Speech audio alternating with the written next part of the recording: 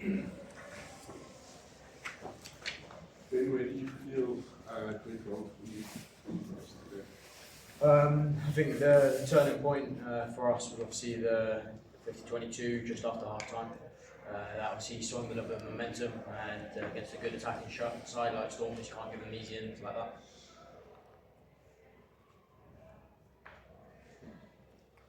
And from a deep point of view, the 7 tries is obviously not what you aspire to. I suppose that's stating the obvious, but how do you feel about that aspect? Yeah, obviously that's been probably a real strength of ours throughout the season. But obviously we let in some really soft tries, which is, like you said, gave the Stormers the in that we'd usually defend against. And unfortunately, if you give the Stormers like they're a very attacking team. So obviously, if you give them these ins like we gave them, obviously they're going to take them.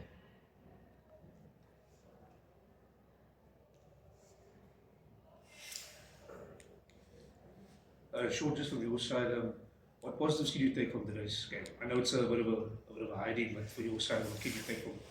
Yeah, I suppose it's always difficult to try and find positives when you lose by that margin. I think for me it was that we managed to stay in the game for the first 40 minutes when we weren't able really to fire a shot from a territory and possession point of view. We got into the opposition 22 twice, we scored twice, so I think that's a positive for me. I think the work rate of the players was really good and the effort that they put in.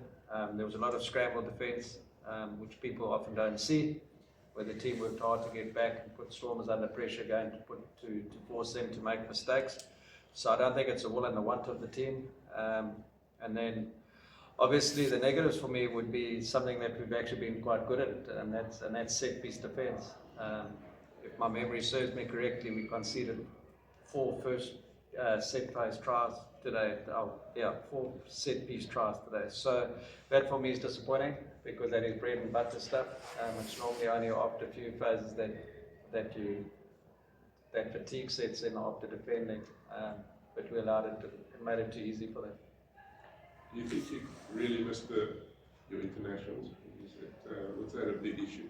Yeah, we're always going to miss it, the world-class players. I mean, if you look at Duan van der Merwe, he's up for the Six Nations Player of the Year. So yes, you are going to miss those types of players. But it's also an opportunity for other guys to step up. And to be fair to the players that were there today, Boan Venter has been pushing Pierre anyway, and he scrum admirably against Frans Malherbe, who's arguably one of the best tight ends in the world. So yes, we do miss our players, but we've got players that are good enough to compete. And some of them showed that today. Just looking forward to the Sharks game and how critical this one be for your campaign. Yeah, we talk about who we're playing against. You come in to play against the Stormers and you're playing against the Sharks, my ex-franchise. It's actually not about that, it's about this competition. We've got 6 games left at the moment, and every result counts. I think a bonus point today would have been vital considering how tight the log is.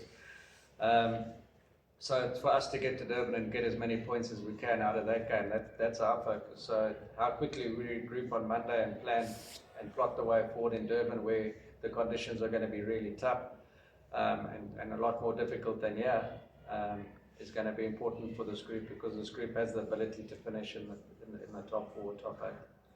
Sean, how tough is it after a break like that to come to South Africa and on a 2-week tour, and how do you sort of see yourself reach that gap if there is over the next season?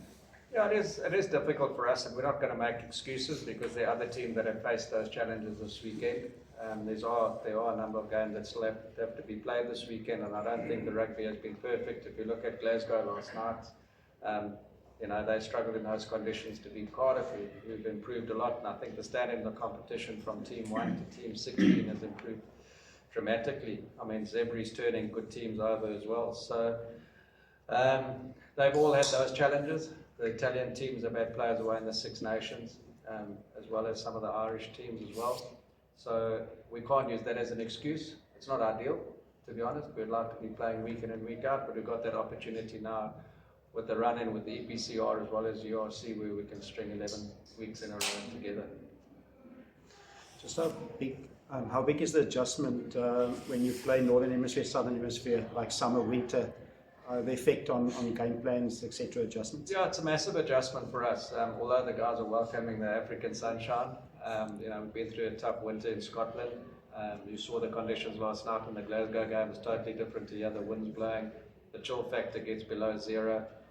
So of course there's a difference, and it's how quickly you can adjust to it. We fortunately came over on Monday. We're not going to use that as an excuse, as I said earlier. The guys are enjoying themselves. We played against a very good Stormers team today. A team with Springboks in, a team with X Factor, a team with Mani Lebok on fire. It's served well by Damian Willems at fullback, and we mustn't forget that. And I think there were lessons learned for us today. Stormers have been winners and runners-up of the URC, and we're not using that as an excuse for not performing better, but we were up against it today, and any team that plays against the Stormers there at the HL Stadium has to be on top of their game, and we certainly went on that today. Just your thoughts on the double Centurion, VPNL. What would you say to him? I'm so proud of that guy. Obviously, I followed his career when he was still playing at the Cheetahs, and he moved to Scotland. He's been playing there now for 12 years.